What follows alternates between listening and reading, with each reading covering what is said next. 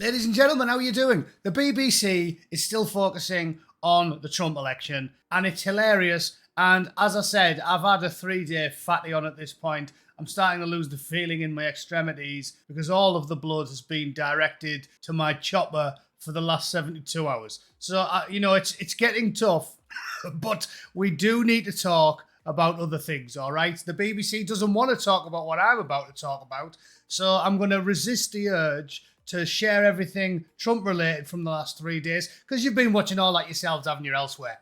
And we're going to talk about some real news, because there is something rotten in the state of Denmark, or in this situation, something rotten in the heart of every nation in Europe, and it is simply manifesting itself in the Netherlands as we speak, right? This is an important issue, because it's going to be a problem assailing every major city on the continent in the next few years. And people like me have been saying it for about a decade, but hopefully now that Donald has shown that the mainstream media is about as reliable as a nationalised train being driven by an illiterate Somalian goat herder, right?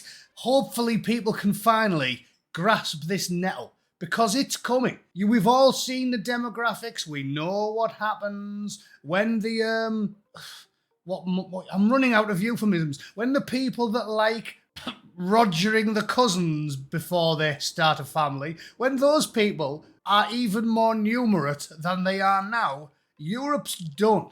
It's done. And things like the Manchester bombing and Lee Rigby's unscheduled surgical procedure and Taylor Swift's dance class going a little bit tits up, these type of things are going to become commonplace, because when you invite the entirety of the third world into the first world, funny old thing, a transformation takes place. Or as the old Egyptian Prime Minister said, educated Egyptians view the UK as a lifeboat, but if you let everybody on the lifeboat sinks. It's a much more eloquent way of putting it than what I've been saying, which is, at least if you let 2% of the immigrants in, then they're happy. If you let all of them in and the whole of Africa, Asia and the Middle East empties into Western Europe, nobody's happy. So at least let some of them be happy, right? The ones who moved there in the 60s and the 70s and the 80s when we had standards. But anyway, I'm ranting. Let's start on the big news of the day, shall we?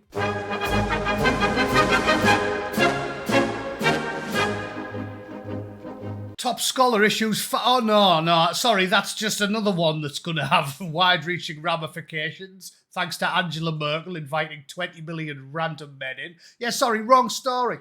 Here's the one I wanted to talk about. Amsterdam mayor condemns hit-and-run attacks on Israeli football supporters. That's the way the BBC's presenting it. Shameless, brazen lies by the world's worst taxpayer-funded news agency. It's not even a news agency. I'd rather you'll get more factual information from the Beano. It's a joke. Do you know what actually happened? In fact, I know I critique the BBC almost for a living these days, but we're going to have to get the news from somewhere else, because that's just an outright lie. Here we are. Elon Musk said X is the place for news now, and it definitely is. The mainstream media is downplaying the atrocities happening in Amsterdam. The things happening there is insane. Europe is not safe anymore. What you're witnessing there is not football hooliganism. It isn't. It is overt hatred and targeted attacks against one group of people by another. And I'll give you a clue, much as it annoys me, being a red-blooded Englishman by birth and never caring about any of the bizarre internecine religious conflicts that go on all around the world. What we're seeing is, as usual, an imported problem, right? Acid attacks didn't originate on Linthorpe Road in Middlesbrough, okay? Yorkshiremen didn't typically melt their partner's lips off if they knocked them back for a marriage proposal, okay? Female genital mutilation wasn't invented in the valleys of Wales. And, shock horror, all of the regulars that are always shouting about Alan's legendary snack bar have got a little bit of distaste for the other group of chaps that often have curly sideys and very peculiar hats. All right, that's what's going on here. It's blatantly obvious to anyone with a hole in their arse. We've imported tens of millions of very, very, very angry men And they're obviously, because the hatred for the 4x2s is rife amongst that community, and anybody with eyeballs can see it. Even the pleasant, secular, born and raised English lads who I know who sort of like reject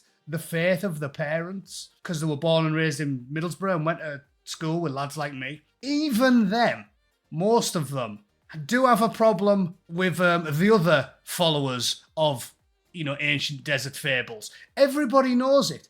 Everybody knows it. And the BBC are trying to pass it off as football hooliganism. Do me a favour.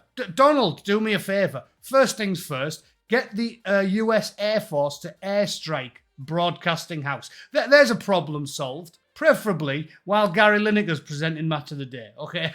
Do us a solid, mate. From King Willem-Alexander of the Netherlands to Israeli President Herzog, we failed your community during World War II and we failed them again last night. Okay, so the King is being a bit more honest than the BBC, isn't he? Funny that. What? You don't think the BBC are honest? What? Come on, give your head a shake. All they did was covered up nests of tens of thousands of raging pedos for decades. That's all they did. All they did was fed children into Jimmy Savile's arms, like some sort of bizarre meat-based production line. That's what they did. So you can trust the BBC, can't you? Christ on a bike. It's an evil organisation. I like to think of myself as a trendsetter here, because I was aggressively promoting bulldozing the place 5 or 6 years ago, and I stopped paying my licence fee about 15 years ago when I was living in York. Yeah, and then they hound you. They send some fat woman around my house knocking on the door. Have you got a television? No, you couldn't pay me to watch the BBC. Dust the Battenberg crumbs off the front of your jacket and get off my property. All right, Tubbs, do one. I'd rather let Harold Shipman in my living room rather than you, fatty. Anyway, sorry, rambling. Let's get some more news, shall we? Actual news. From X, not the BBC. Is anyone going to tackle this story today? Israeli fans being attacked and stabbed by large groups of Arabic and North African men wearing the Pali gear in Amsterdam last night. Israel have had to send rescue planes. Rescue planes. Oh no, it's just a bit of football hooliganism. Has the RAF ever had to scramble a fleet of fast jets to deal with it, have they? Give your head a shake, BBC. Oh, look, the LA Times will report it. Israeli soccer fans attacked in Amsterdam in violence condemned as anti-Semitic. Yeah, well, what else is it? What else is it? If you expressly attack someone purely because they are 4B2s and you're wandering around the streets in the Netherlands, stopping strangers, looking by the videos on X, 98% of them being random Ukrainians or Belgians or what have you, and then interrogating them about whether...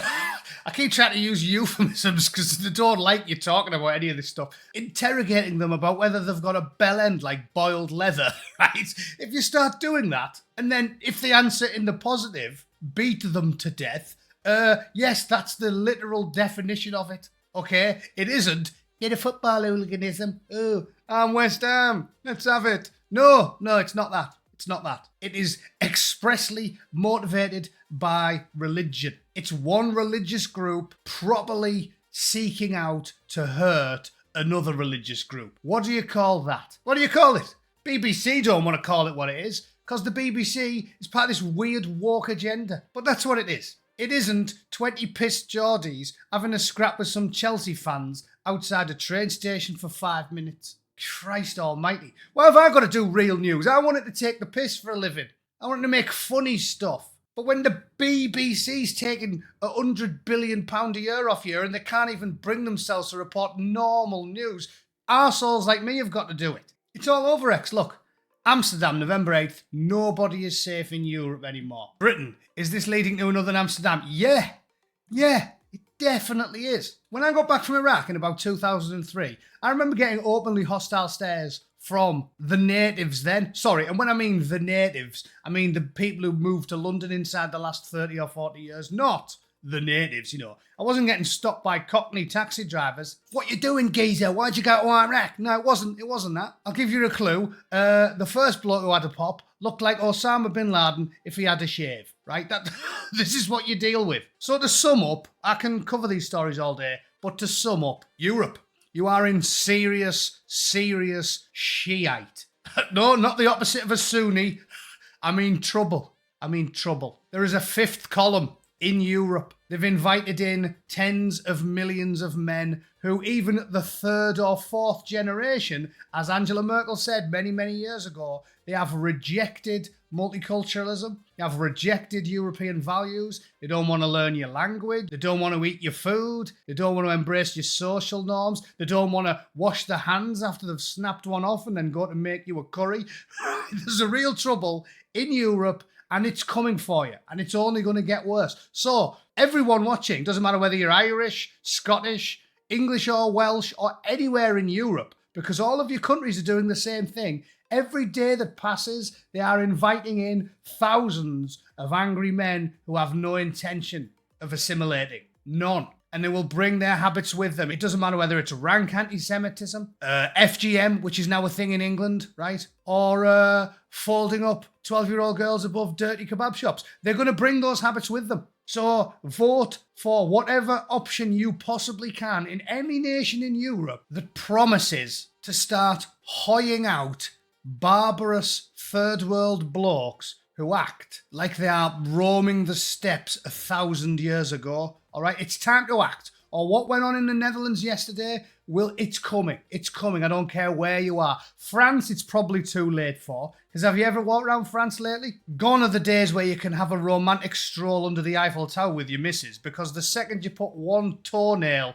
within a mile of it, you get accosted by 500 blokes selling trinkets aggressively. And I'll give you a clue. None of them are wearing stripy sweaters, smell of garlic, and, drink wine and have lots and lots of affairs. They're not them. They're not them. Okay? Everybody knows this problem. I apologise for all of the euphemisms and synonyms, but this is, of course, 2024. And until the orange god ascends the golden throne and starts to consume the souls of 1,000 communists a day, we're all going to be in trouble. Okay? So stay vigilant, vote sensibly, and hold their feet to the fire. Because if you don't, your grandkids are going to be getting married off when they're 9 years old to a 62-year-old bloke with a hook for a hand. Okay? That's what's coming, so pay attention. All right, I'm done. Thanks for tuning in. As always, get back to your hilarious AI-generated Donald Trump gloating videos, and I'll see you all for a live stream tomorrow. Okay? Toodle pip. See you soon. Cheers.